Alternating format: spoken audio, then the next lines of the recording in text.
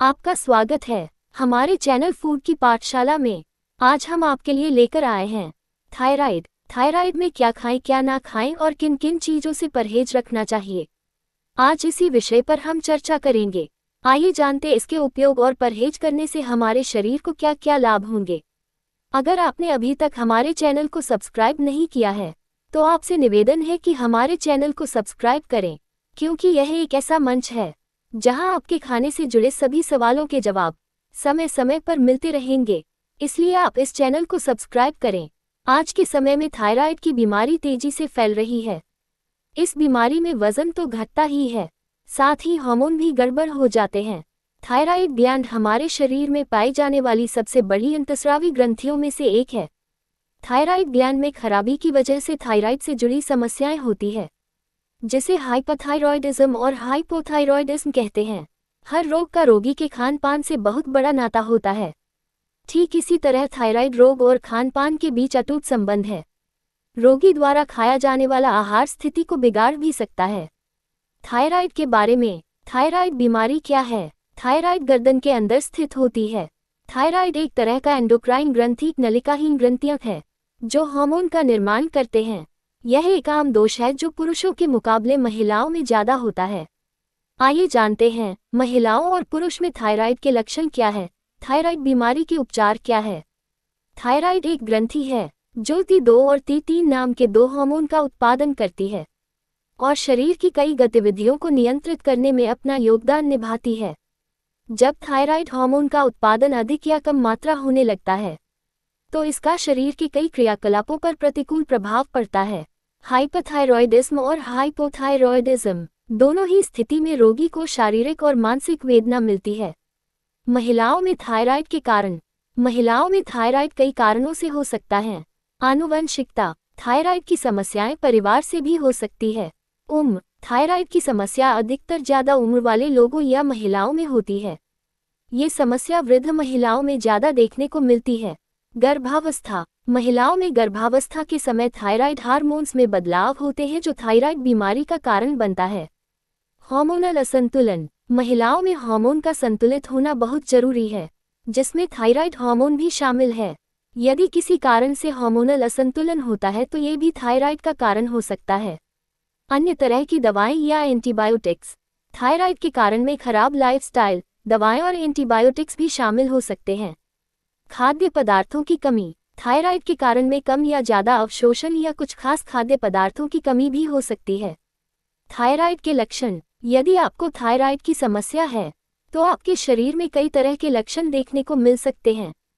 Thyroid के लक्षण सामान्य जीवन और अन्य चिकित्सा स्थितियों से मिलते जुलते हैं, इसलिए इसे पहचानना थोड़ा मुश्किल हो जाता है। यहाँ थायराइड के दोनों प्रकार के लक्षणों को विभाजित करके बताया गया है, जिससे आपको इसकी पहचान करने में मदद मिलेगी। हाइपरथायराइड। हाइपरथायराइड के लक्षण क्या है? चिड़चिड़ापन, ज्यादा पसीना आना, घबराहट, दिल की धड़कन का बढ़ना, अनिद्रा नींद की समस्या, वजन का कम होना, भूख ज्यादा लगना, मांसपेशियों में कमजोरी और दर्द का रहना। हाइपोथायराइड। हाइपोथायरॉयड के लक्षण क्या है? डिप्रेशन होना, पसीना कम आना, धड़कन की गति का धीमा होना, बालों का ज्यादा झड़ना, थकान का हमेशा महसूस होना, जॉइंट पेन और मांसपेशियों का अकड़ना, आंखों और चेहरे पर सूजन, ब्लड में कोलेस्ट्रॉल बढ़ना, कब्ज, पीरियड्स की अनियमितता, याददाश्त कमजोर होना। थायराइड क्यों होता है? आज के व्यस्त जीवन शैली में थायराइड होने का सबसे आम कारण है खराब लाइफस्टाइल और अव्यवस्थित खानपान, लंबे समय से स्ट्रेस, ज्यादा उम्र, आयोडीन की कमी, वायरल इन्फेक्शन, आनुवंशिकता इत्यादि है। महिलाओं में थायराइड और भी कॉमन है, जिसके कारण ये पुरुषों के मुकाबले महिलाओं में ज्यादा देखने को मिलता है।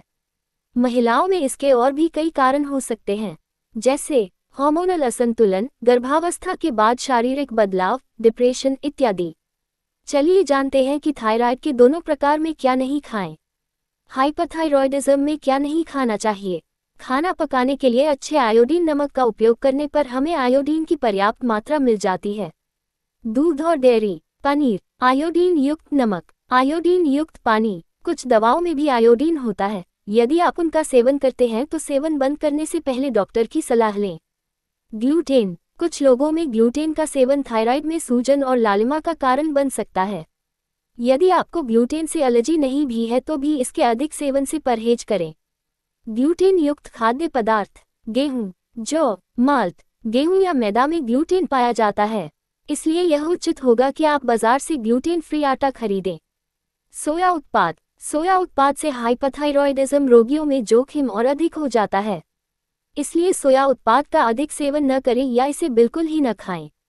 कुछ सोया उत्पाद। सोया दूध, सोया सॉस, टोफू, सोया बड़ी। कैफीन। ऐसे खाद्य पदार्थ और पेय पदार्थ जिनमें कैफीन होता है, जैसे कॉफी, चाय, सोडा और चॉकलेट आदि हाइपोथायरॉयडिज्म के लक्षणों चिंता, घबराहट, चिड़चिड़ापन, हार्ट रेट को बढ़ा सकते हैं, इसलिए इन्हें नहीं खाना चाहिए। हाइपोथायरॉयडिज्म में क्या नहीं खाना चाहिए? सोया उत्पाद। हाइपोथायरॉयडिज्म की तरह हाइपोथायरॉयडिज्म में भी सोया उत्पाद का सेवन वर्जित है। सोया दूध, सोया सॉस, टोफू, सोया आधारित क्रीम, सोया बड़ी आदि के सेवन से परहेज करें। पत्तेदार सब्जियां। कुछ पत्तेदार सब्जियां जैसे गोभी, ब्रोकोली, काले फूल गोभी, पालक आदि का सेवन नहीं करना चाहिए। इन सब्जियों के सेवन से थायराइड ग्रंथि के आयोडीन को उपयोग करने की क्षमता पर बुरा प्रभाव पड़ता है। नतीजन हार्मोन के उत्पादन में कमी आ जाती है और हाइपोथायरॉयडिज्म की समस्या तीव्र हो जाती है। फैटयुक्त आहार। फैटयुक्त आहार खाने पर थायराइड के हार्मोन उत्पादन की क्षमता पर बुरा प्रभाव पड़ता है, इसलिए आपको हाइपोथायरॉयडिज्म की स्थिति में वसायुक्त खाद्य पदार्थ के सेवन से परहेज करना चाहिए। कुछ हाई फैट कंटेनिंग फूड नीचे दिए गए हैं।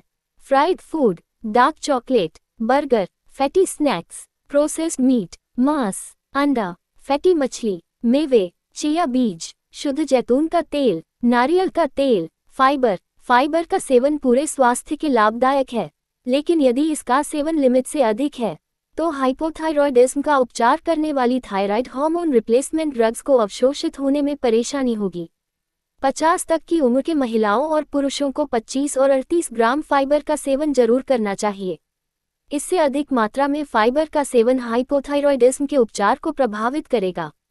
High calorie food. High calorie food का सेवन करने से वजन बढ़ जाता है और ये थायराइड ग्रंथि में हार्मोन के उत्पादन क्षमता को प्रभावित करता है, इसलिए हाई कैलोरी फूड का अधिक सेवन नहीं करना चाहिए। कुछ पेय पदार्थ। थायराइड रोग में कुछ खास पेय पदार्थ जैसे शराब, coffee, green tea, cold drinks आदि नहीं पीना चाहिए। थायराइड के लिए घरेलू उपचार। थायराइड के लिए घरेलू उपचार निम्नलिखित है। लौकी। थायराइड की बीमारी से निजात पाने के लिए रोज सुबह खाली पेट लौकी का जूस पिएं। इससे बीमारी से राहत मिलती है और बीमारी शांत होती है। हरा धनिया। हरे धनिया के प्रयोग से थायराइड की बीमारी को ठीक किया जा सकता है। सबसे पहले इसे बारीक पीस लें और फिर रोजाना 1 गिलास पानी में घोलकर इसे पिएं। इससे थायराइड की बीमारी धीरे धीरे कंट्रोल होने लगता है। आयोडीन। थायराइड से ग्रस्त मरीजों को आयोडीन युक्त आहार का सेवन ज्यादा मात्रा में करना चाहिए। इसका अच्छा स्रोत प्याज, लहसुन और टमाटर जैसी चीजें हैं। नारियल पानी। ये भी थायराइड को नियंत्रित करने में बहुत सहायक होता है। यदि हर दिन संभव नहीं है तो कम से कम ऐसे मरीज को हर दूसरे दिन इसका सेवन करना चाहिए। हल्दी। हल्दी में करक्यूमिन नामक तत्व पाए जाते हैं जो थायराइड को कंट्रोल करने में मददगार साबित होते हैं, इसलिए हमेशा रात को सोने से पहले हल्दी वाला दूध पीना थायराइड मरीजों के लिए अच्छा होता है। तुलसी। इसका घरेलू इलाज तुलसी से भी किया जा सकता है। इसमें 2 चम्मच तुलसी के रस के साथ आधा चम्मच एलोवेरा जूस मिलाकर सेवन करने से थायराइड खत्म होता है। थायराइड से पीड़ित मरीजों के लिए डाइट प्लान। इस बीमारी से पीड़ित मरीजों के लिए निम्नलिखित खानपान होना चाहिए। अपने भोजन में ज़्यादा से ज़्यादा फलों और सब्जियों को शामिल करें। आयोडीन युक्त आहार लें। ऐसे साबुत अनाजों का सेवन करें जिसमें प्रोटीन, फाइबर और विटामिन भरपूर मात्रा में हो। कम वसा वाले भोजन का सेवन करें। इसके घरेलू इलाज में दूध और दही का सेवन ज़्यादा मात्रा में करना चाहिए। अपने आहार में कैल्शियम और विटामिन डी से युक्त खाद्य पदार्थों को शामिल करें। हमारी ऑडियो सीरीज को सुनने के लिए धन्यवाद।